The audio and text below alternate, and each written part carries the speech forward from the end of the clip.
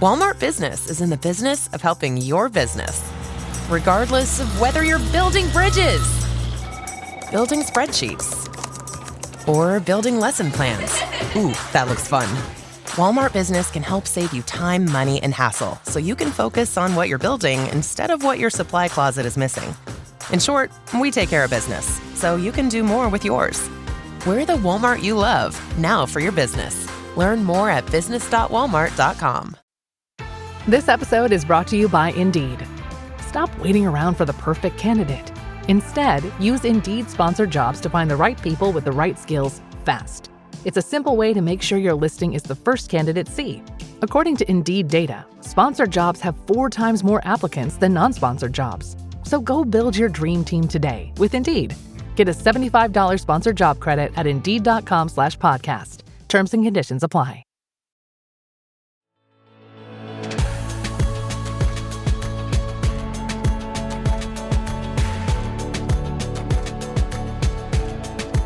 I am Nicole Khalil, and you're listening to the This Is Woman's Work podcast. From boardrooms to studios, kitchens to coding dens, we explore the multifaceted experiences of today's woman, confirming that the new definition of woman's work is whatever feels true and real and right for you.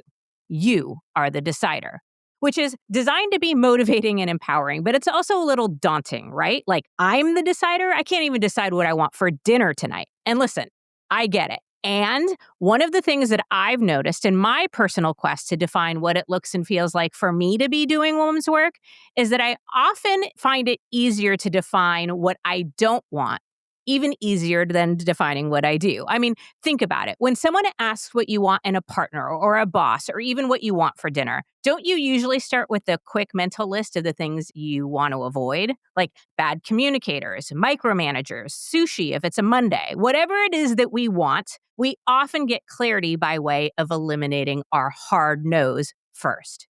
And maybe that sounds pessimistic, but in my experience as a realist, which is what most good pessimists call themselves, whether it's in life, leadership, or yes, even woman's work, that process of eliminating the no's first, it works. It's how I figured out who I am and what my brand stands for.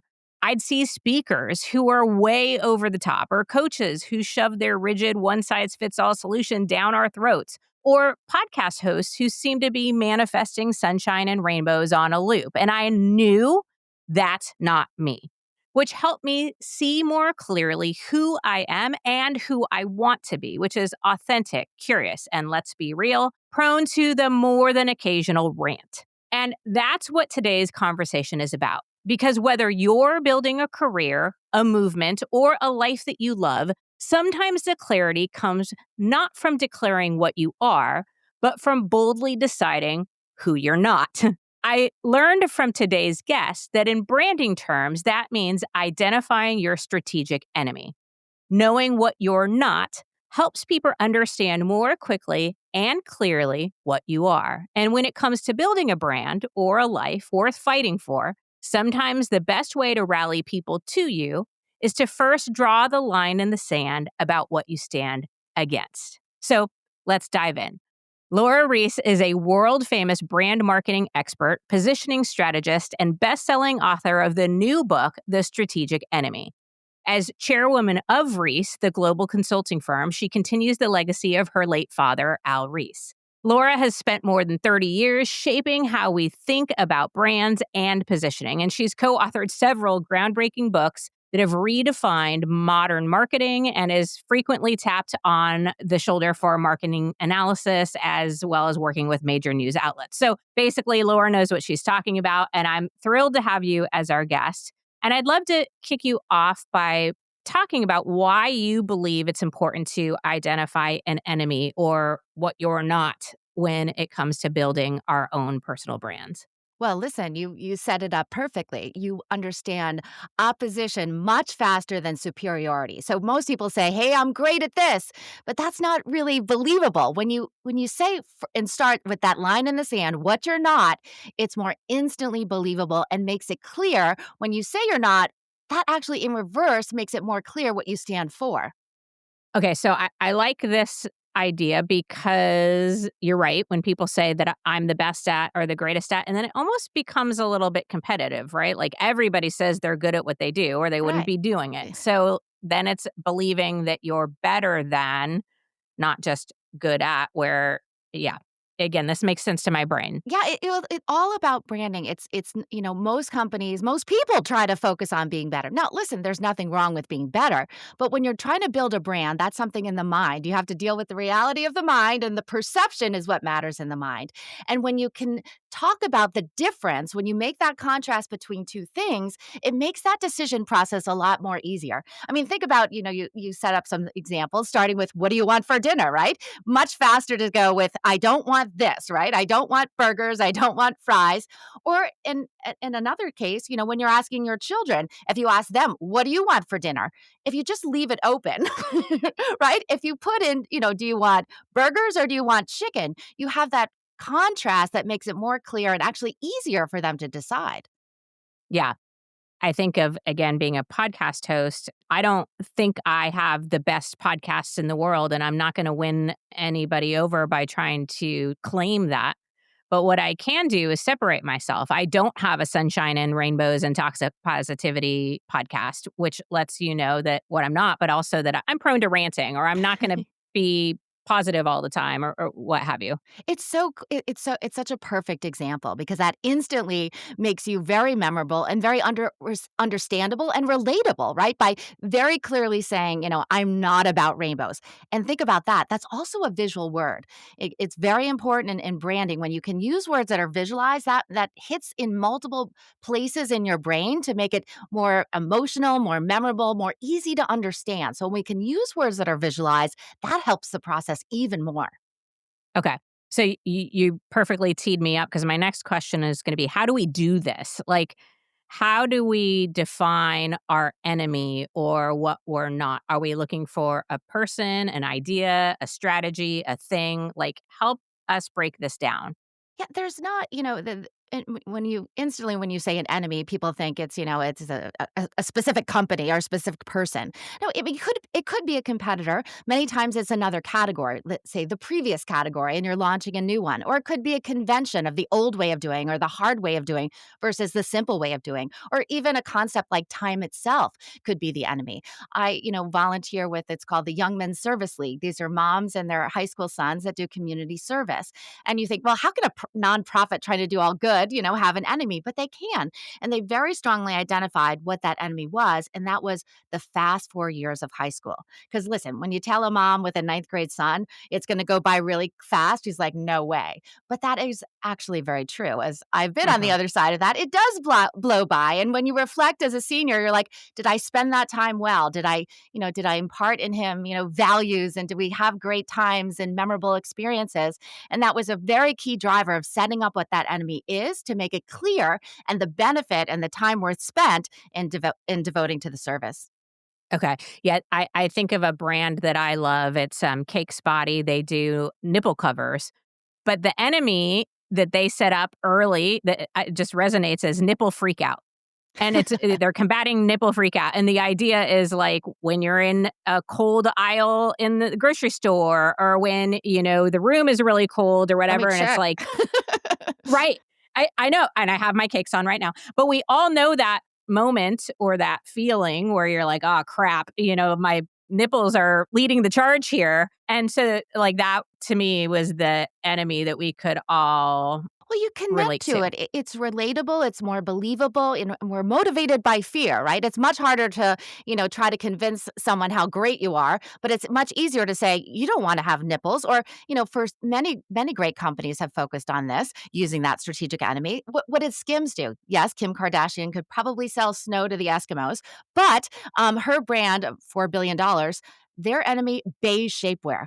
The color beige, or some in the fashion say it nude. All people are not beige. And her inclusive, range of colors, range of sizes, set up a very effective strategic enemy that she goes against. And when you have that focus on what you're, fighting against, that's what makes it worth fighting for. It's much easier to fight against something than just for something. Or Bumble is another great example. What is the enemy there? Men swiping right on you. On Bumble, and I haven't been on there, I'm married, but on Bumble, women get to make the first move. A very effective strategy. And what happens, most people just say, we're going to go in there, we're going to have better service, better pricing, better, better, better. Instead of thinking, how can we dramatically be different and showcase it against a very contrasting strategic enemy that makes our side more, relatable to a certain sect of people. Okay. I want to dive into the very last thing you said, a certain sect of people. I think a lot of times we, especially as women, think part of branding is to capture the most amount of people. And so we tend to water ourselves down or people please our way through, or, we're trying to be all things to all people. And the reality is when we do this, we are eliminating a certain segment of people or a lot of people. Like, Yeah, well, fair or no? Um, well, here's the thing. I mean, the way to build a brand is to stand for something, right? To narrow the focus so you can get that idea in the mind. Now, even if you have a narrow focus, and the danger is trying to appeal to everyone. And when you try to appeal to everyone, sell everything, you don't have something to stand for. You don't have something to fight against, most importantly. But here's the thing about, let's say a target, it's not necessarily the same as the market. For example, go back in time, the Marlboro Cowboy and the Marlboro cigarette, was a very, very specific target, but that wasn't the market, right? If they just sold it to cowboys, that'd be very small. And believe this, that the largest selling cigarette among women was Marlboro. They related to the cowboy imagery that was, associated with the brand. So it doesn't necessarily mean that you're excluding anyone just because, you're focused on a specific target. Okay, this is fascinating. My brain is, I think, working hard to try to catch up. So standing for something. So like I think of personal example is, I am not toxic positivity, manifesting sunshine and rainbows, blah, blah, blah. So people who are very positive or very, are looking for uplifting all the Yeah. time or whatever, they're not gonna gravitate towards my brand. Am I doing a disservice? Like, how do we figure out how to stand for something without eliminating the market? Well, because if you don't, you're not going to be remembered as if you don't stand for something, you're unlikely to build a brand, you're unlikely to get in the mind, and you're unlikely to attract listeners. And listen, all of us don't choose one brand all the time. I mean, even if you're a happy person, sometimes you don't want the rainbows. I mean, being a choice for a certain, period of time or part of the day, I mean, that makes it, a reason to tune in, right? Instead of, Yeah. I don't know what I'm going to get, or it'll be a little bit of everything. I mean, and that's the thing. I mean, people do have multiple brands and they do buy from different companies at different times and over your life cycle. I mean, you think about a car, you don't stick with one car brand over your whole life. When you're young, you might, pick a small car. When you get kids, right? I immediately went out, had my first child. I got a Volvo because that was the safe car. I couldn't be driving a BMW with the baby. I mean, we, different times of our lives, different, feelings that we have, we make different choices. But the most Yeah. important thing is your brand stands for something so that, people, when they want that choice, they go for you. I'm also thinking of Skims, the example that you gave. I'm not personally a big Kim Kardashian fan. I'm not going to say anything negative about her, but she's not who I'm attracted to. And yet I wear Skims, Mhm. wearing them today. So I think there is something to be said for different things, different times, different people. And also, like, we are not just one way all the time ourselves. So we might Sure. brand ourselves in different ways at different times. Sure, but I do think that the most powerful thing a brand can do is to stay consistent and over Okay. the long term. And so, I mean, obviously, as people, we do. I mean, we're talking companies versus people. People do change and evolve. But if you can have one, I call it an anchor that keeps you grounded. And if you're, not the rainbow, that's the anchor, which I think is a very powerful one that a lot of people can relate to and like to have, as part of their, listening experience. It's like music. You don't always listen to the same same song or the same Yeah. type of music. You like the variety. I mean, I think that is a powerful part of life, but you do pick the specialist. And that's one of the dangers I call, don't be your own worst enemy. And that comes from, line extending or trying to be too many things to too many people, because people don't think brand first. They think category first. I mean, if you're going to have an alcoholic beverage, you don't say, okay, I'd like a Bud Light. Which kind would a Bud Light would I like? Would I like a seltzer? Would I like a Next? Would I like a Bud Light Arita? No, nobody thinks like that. They think, do I want a beer? Do I want a hard seltzer? Do I want a hard lemonade? Do I want a non-alcoholic beer? And once they make that category decision, then they look in their mind and say, what is the dominant brand or the brand I like the most in that category? And that's going to be the winner. So categories are incredibly important. Of course, we talk in brands, but we think in categories. Okay, interesting. So branding and marketing, clearly not my area of expertise, and something, I've personally struggled with on the business side even more than the personal side. I think I've had an easier time figuring out who I am and want to be in life, and then translating that into my business has been much more challenging. So my question is, what's the best way to build a brand? You talked about consistency, you talked about Mhm. categories. Help us think through the do's and don'ts of building a brand. Sure. Well, I mean, listen, it's very challenging to do this to yourself. I mean, even myself, I'm updating my website. It's very challenging to work on your own brand. So it is helpful to have, an outsider, a trusted advisor, or a consultant or something like this to help you, because they have fresh eyes on it. They see it Mhm. from the outsider's perspective to understand what the perceptions of you are and, what things you can do to leverage that perception to build your brand. Now, when it comes to a brand, the most important thing is a narrow focus, what you stand for.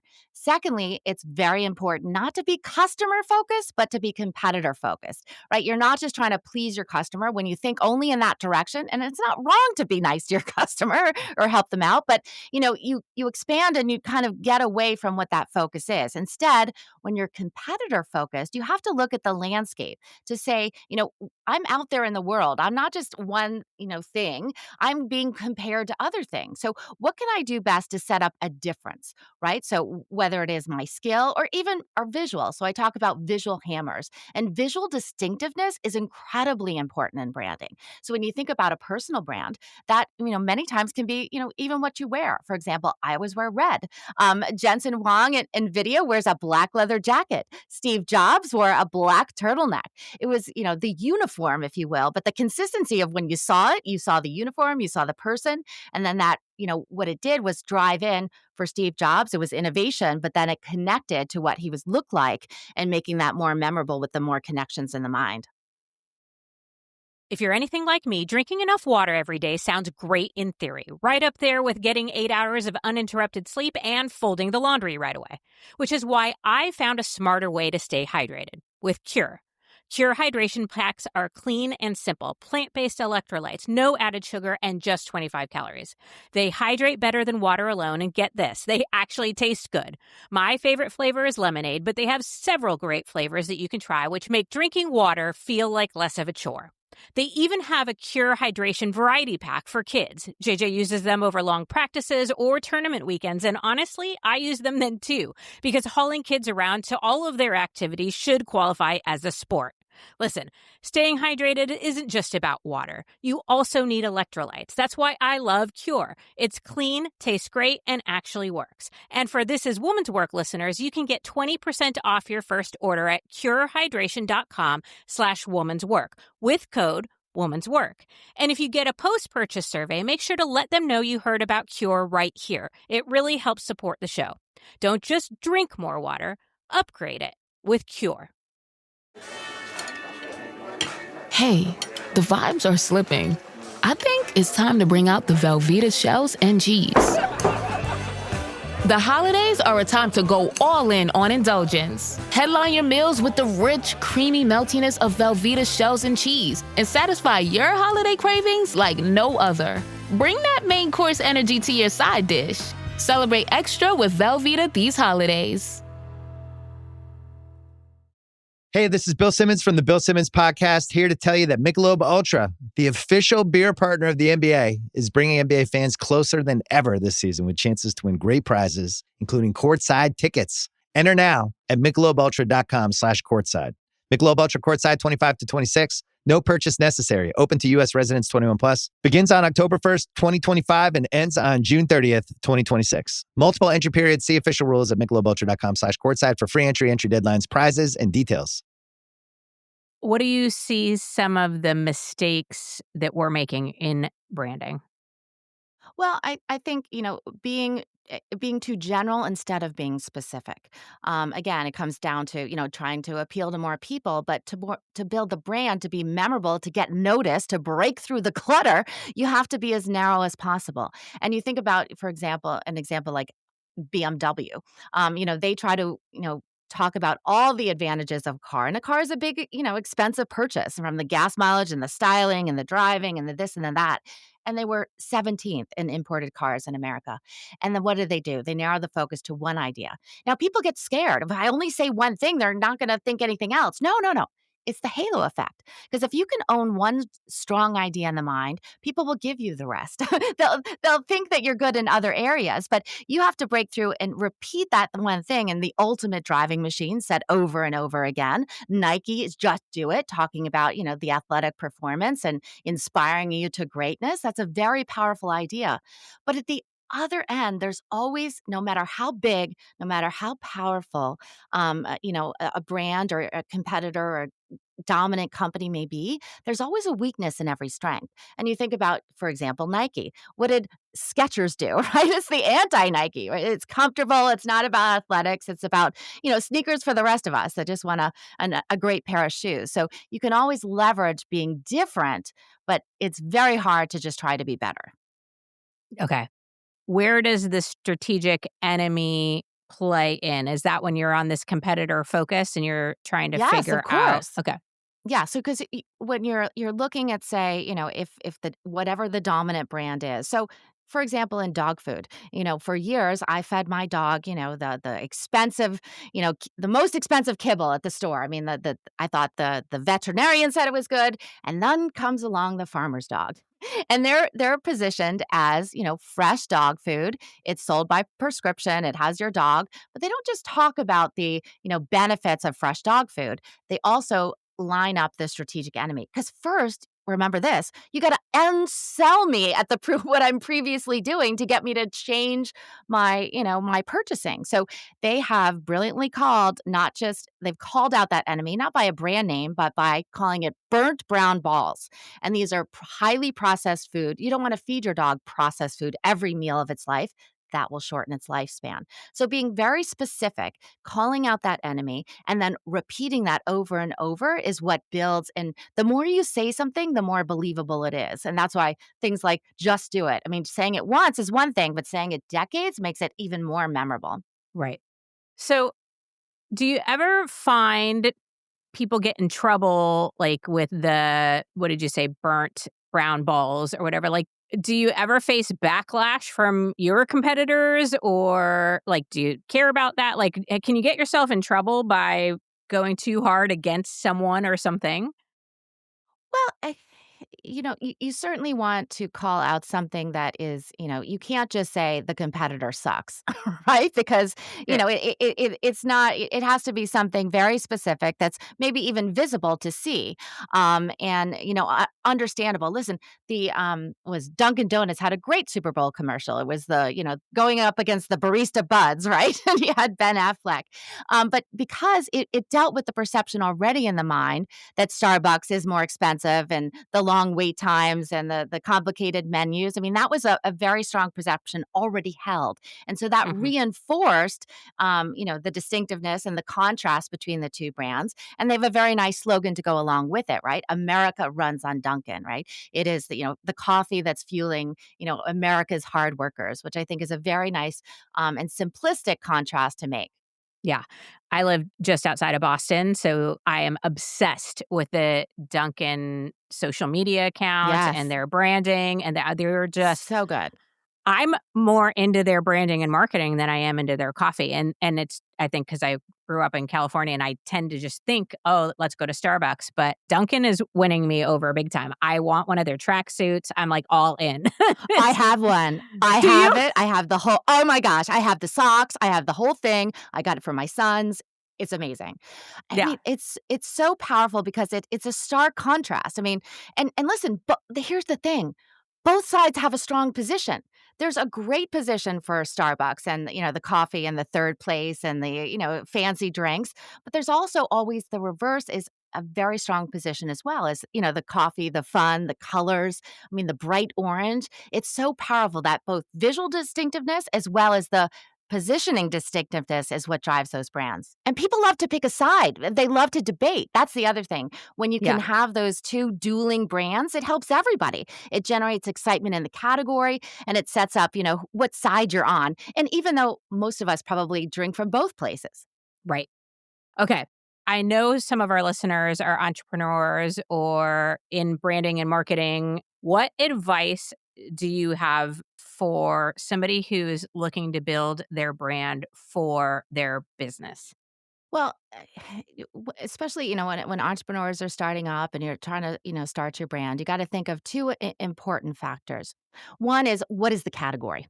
And can there, do we have an opportunity to create a new category for this brand? That's the most powerful thing to be first in a new category, to dominate that new category and to rise with that category. That's exactly what Tesla did. They narrowed their focus to electric vehicles. It was a slow start, but they dominate the mind and today they dominate the market.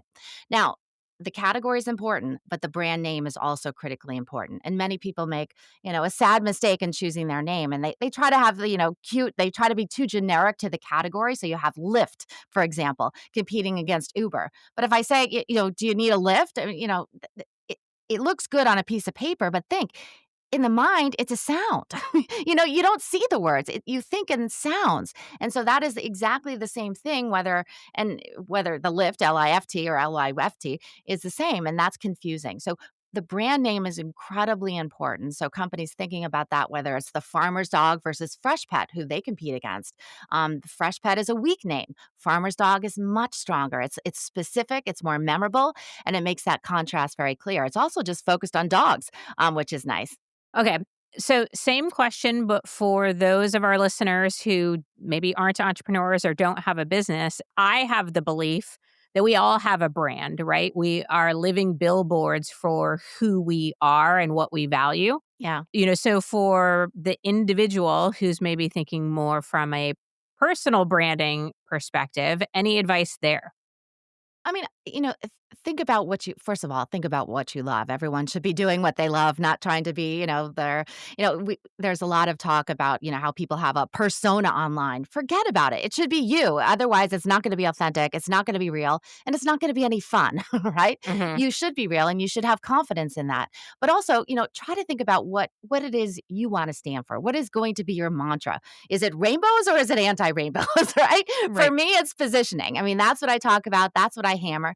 And just know it might get a little boring, but the best brands know that it's the reinforcement of that. So, trying to be a new thing every day instead of picking one lane and having, a post every day about, crazy ads you see. I like to post on my Instagram about crazy line extensions I see. Did you know they had Morton Salt is now they have a cleaning product? That's crazy. But that's kind of my take on the world. And you become known for that. And even down to, what you dress. It can be a unique thing to, pick that uniform, pick a color. I'm red, Taylor Swift is orange and everything now is orange, right? I mean, it was a very effective way to have that clear idea, clear identity, clear focus, and then repeat, repeat, repeat. Okay. So on that note, what would you say to somebody like me who's like, I'm not sure yet and I don't want to get stuck, right? So like I haven't picked a color or, in my world, if I'm thinking competitors, I mean, obviously Mel Robbins doesn't see me as a competitor. I think of that as more of an aspirational thing, but like she has her glasses. Yeah. And so it's like, okay, glasses probably shouldn't be my thing, even though I wear glasses. Like, how do you sort through the mind fuck of all of this and like get in on something that you're willing to commit to or stick with for an extended period of time. Like at the beginning of the podcast, I often say, redefining what it means and what it looks and feels like to be doing woman's work in the world today. But so often I am preparing a podcast, I'm like, I'm not going to say that again. It's getting so old. People must be bored with that. Like, No, they're not okay. bored. They're not bored. Think about it's the repetition of some. That's why you have cheers at football games, or you repeat the same phrases. It energizes people. It reminds them. It reinforces. And unfortunately, it is can be boring for the person itself, but for the listener, I mean, that gives them the mojo. That reminds them why they're there every episode, or every time. I mean, Mhm. very interesting statistic. There was a study done of who paid the most attention to automobile car advertising. And you would think, well, somebody who wants to buy a car, duh. That wasn't true. It was actually the people that had just bought the car and they were Oh, watching the commercial interesting. to reinforce the decision that they already made. So again, you reinforcing it is always a good idea. And that's, a very, very important thing for people to remember. Okay. Would your recommendation to be to pick an imagery, pick a color, and just go with it as long as you love it? Well, or style, or, we had a mayor here who would put a big flower, pin every time she appeared. It can be many things. I mean, Seth Godin with his, bald head and his glasses. There's lots of different things you can do. But here's the thing. You can play around and do, try different things. You're only a brand when you become noticed and you become famous, right? So, Right. people don't pay attention to all the things you might try early on. It's only when you're well established that it becomes very difficult to change that brand. Yeah. Or it becomes a big news event, right? If you change your brand or that kind of thing. And maybe that's part of your play as well. But think back, I don't know if you know the brand Lalo, but it's a child furniture and toys and everything. But they tried many products before they really hit it big with the high chair. They had a stroller, but few people remember that, because there were other strong solar brands like Bugaboo and others. So that wasn't, a big hit. It was the high chair that was, the minimalist design that really stood out, and, letting, people think that their ugly plastic high chair wasn't going to ruin the decor of their house when you bring that baby home. Yeah. Okay. I think there are some obvious answers to this question, but how do you know when it's working? How do you know when you're being noticed for your brand, and like when to lock in versus when to pivot? Well, whether or not it is something that is picked up and verbalized by other people, that's the true test. Because think about, the brand, you saying it is one thing, but it's when other people say it, relate to it, and repeat it, that's when you know it's working, when other Hmm. people notice it.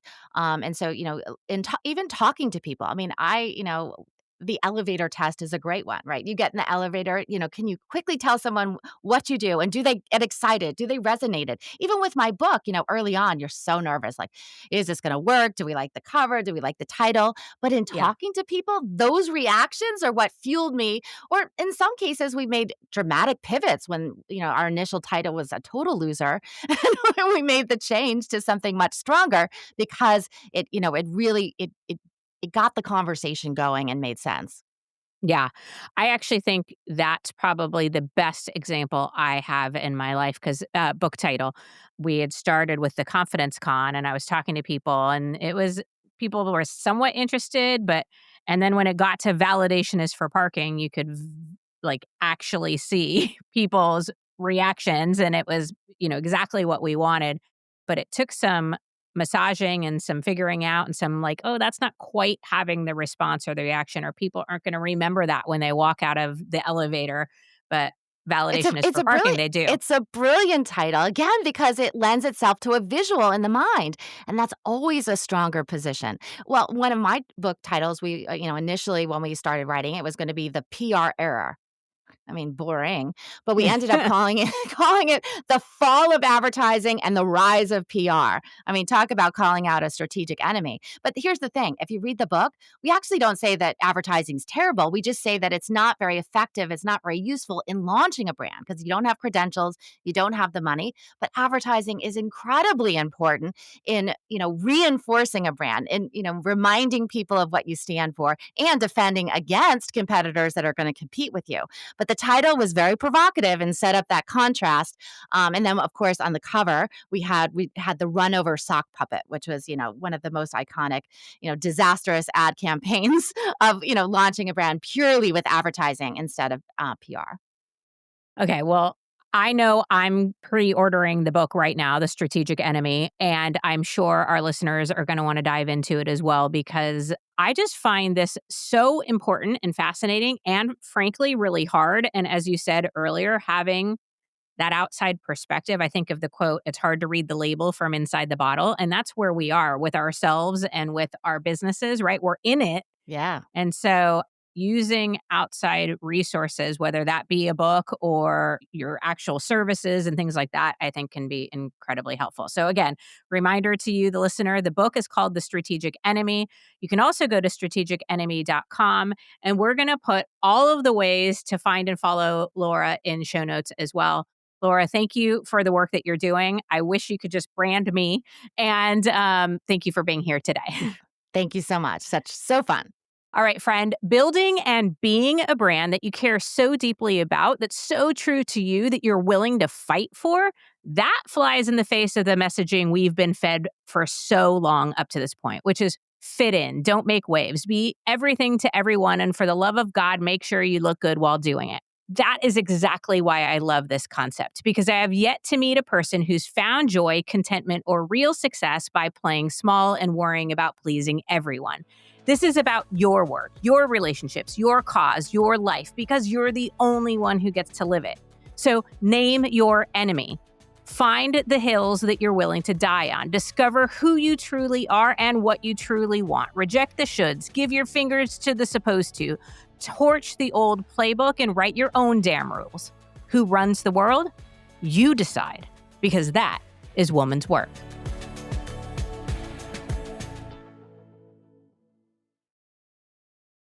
What if your text could tell its own story? Transform your text into powerful videos in minutes with Pictory's text-to-video tool. Add branding and breathe life into your content with realistic AI voiceovers. From marketing and explainers to educational content and training modules, create professional quality videos effortlessly. Ready to transform your text into powerful videos? Pictory.ai. Let your stories come to life.